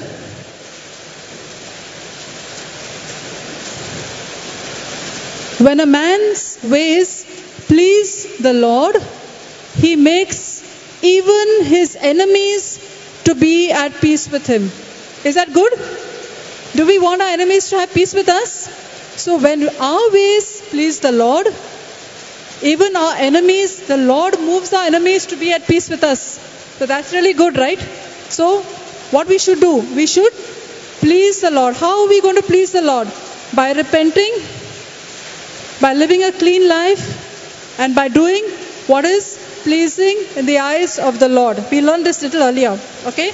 Write down the next point. Favor causes a flow of wealth and influence. Favor causes a flow of wealth and influence. Favor causes a flow of wealth and influence. Isaiah 60 verse 11. Isaiah 60 verse 11.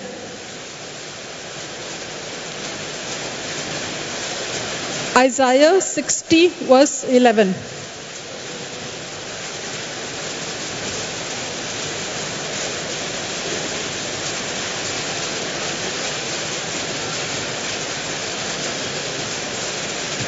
Therefore thy gates shall be open continually.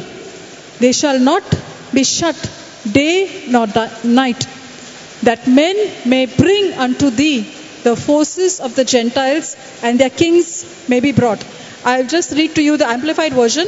The Amplified Version says, your gates will open continually. They shall not be shut day or night, so that people may bring to you the wealth of the nations, with their kings led in procession. So favor causes a flow of wealth and influence. In the Amplified Version, you'll get the explanation more clearly. Okay? Write down the next point. Favor can cause instant restoration. Favor can cause instant restoration of everything Satan has ever stolen from you. Favor can cause instant restoration of everything Satan has ever stolen from you. Did Job receive twice that he had lost?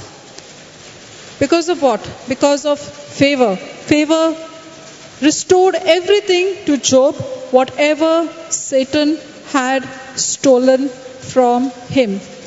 Okay?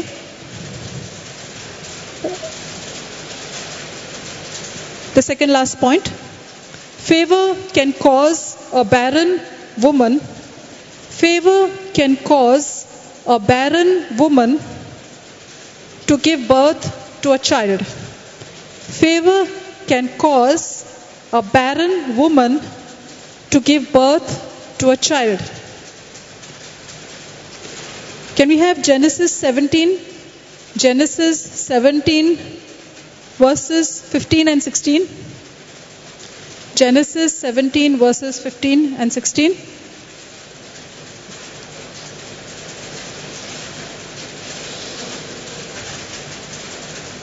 Can we read that? And I will bless her and give thee a son also of her.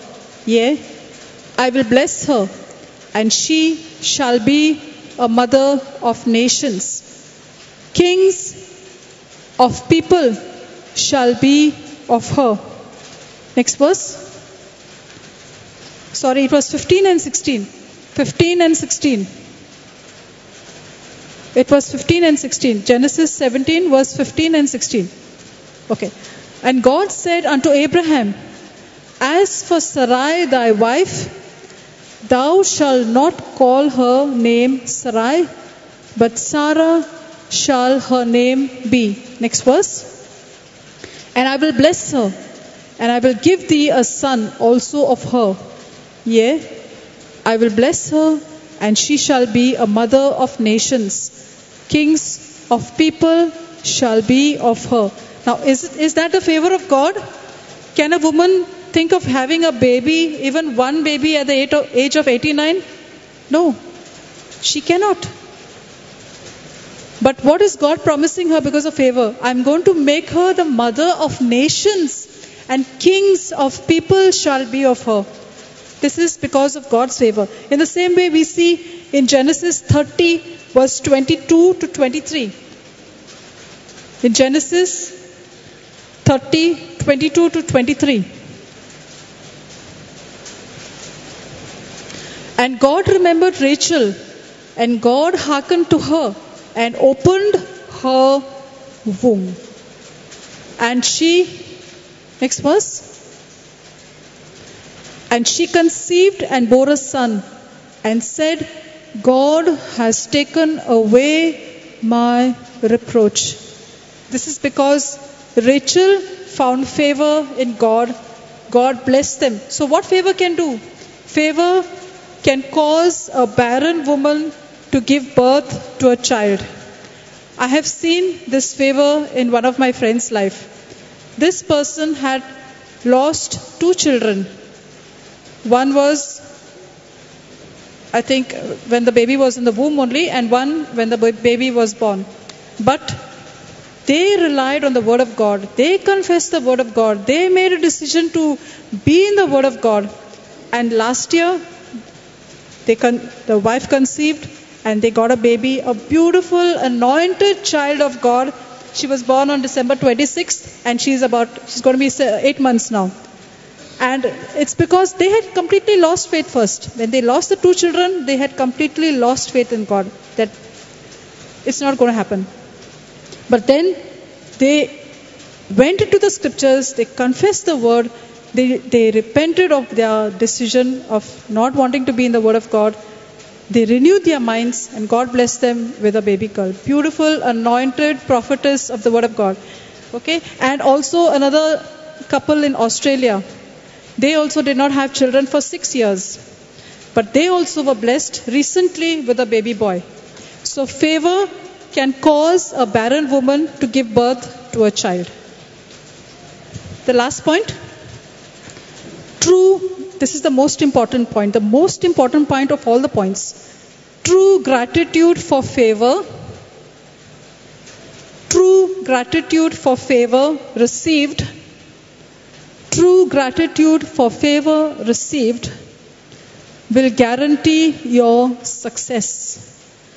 True gratitude for favor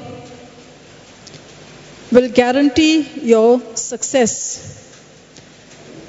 Can we have Psalms 5 verse 11 to 12? Psalms 5 verse 11 to 12.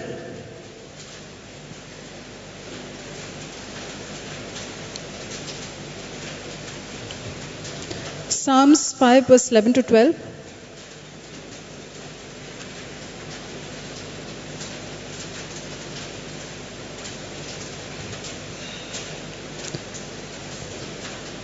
Psalms 5 verse, okay, I'll read it. But let all those who put their trust in thee rejoice. Let them ever shout for joy. Okay, let's come. Because thou defendest them. Let them also that love thy name be joyful in thee. Next verse. Next verse. For thou, Lord, will bless the righteous. With favor will thou compass him as with a shield. So true gratitude for favor received. What should we do when God favors us? What should our life be? A life of gratitude. Thank you, Lord. Thank you, Lord. Praise Him. Praise Him. Let your life be of praise. Always, always. Let's praise Him. In good times, in bad times. Now we've seen so many examples I've given you of people who were in the worst of worst situations. How they came out. How they trusted the Lord. How they rejoiced in the Lord. And how they were blessed with favor. Okay?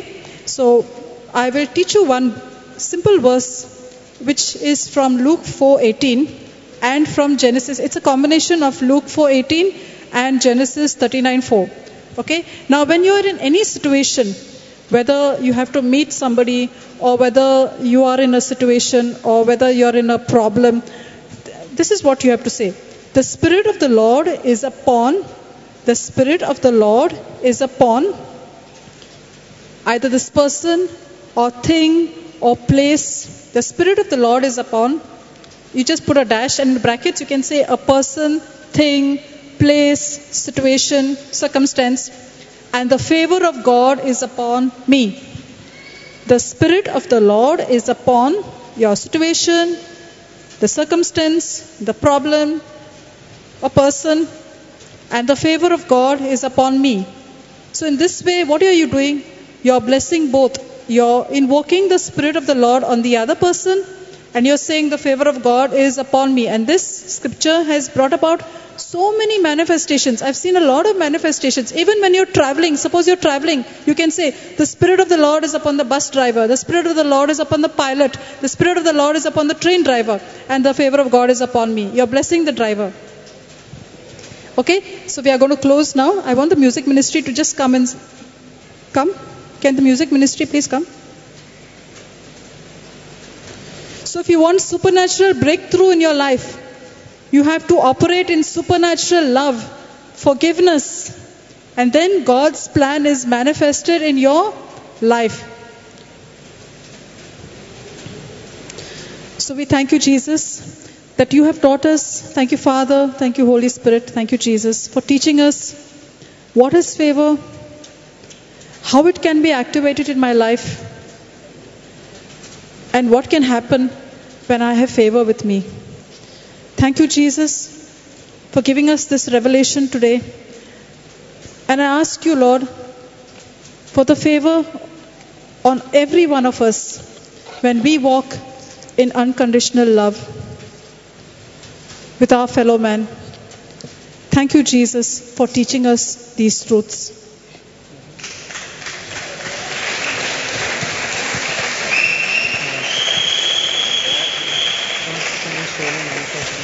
Praise Jesus.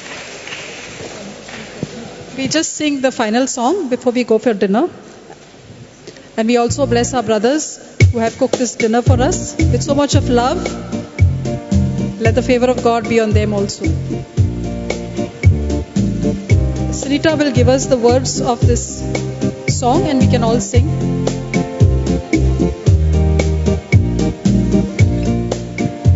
I walk in unconditional love and forgiveness, and God's plan surely manifests in me. I repeat, I walk in unconditional love and forgiveness, and God's plan surely manifests in me.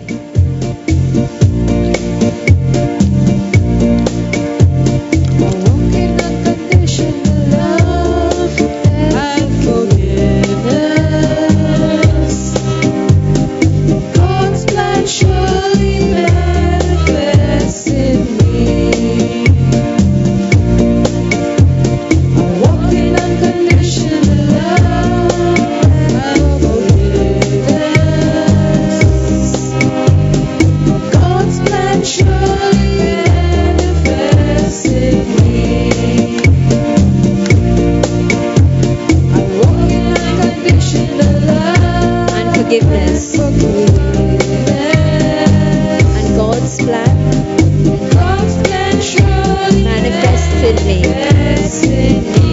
I walk in unconditional love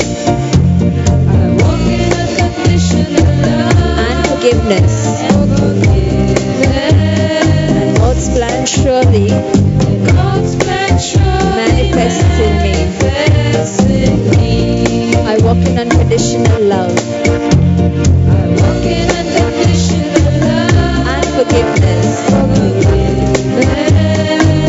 and God's favor surely manifests in me. I walk in unconditional love and forgiveness, and God's favor surely manifests. God's favor surely manifests in me. I walk in unconditional love and forgiveness, and God's favor surely manifests in me. God's favor surely manifests in me. I walk in unconditional love. I walk in unconditional love and forgiveness, and God's favor surely manifests. God's favor surely manifests in me. I walk in unconditional love. I walk in unconditional love and forgiveness,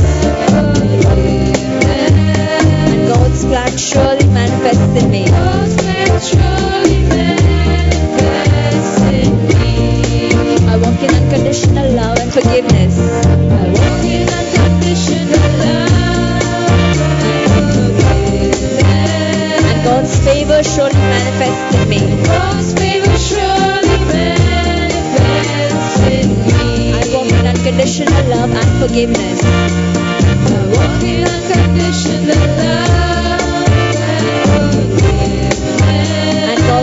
favor surely manifests in me. God's favor surely manifests in me. I walk in unconditional love I walk in unconditional love and forgiveness. And God's plan surely manifests in me. God's favor surely manifests in me. I walk in unconditional love and forgiveness. I walk in unconditional love and forgiveness. And God's favor surely manifests in me. God's favor surely manifests in me. Thank you, Jesus. Praise you, Jesus. Love you, Jesus. Worship you, Jesus. Hallelujah. Hallelujah. Hallelujah. Let's say it together. Jesus, we eat your precious body and we drink your precious blood. Jesus, we live in you and you live in us. Amen. Amen. Amen. Let's give Father, Son, and Holy Spirit a clap of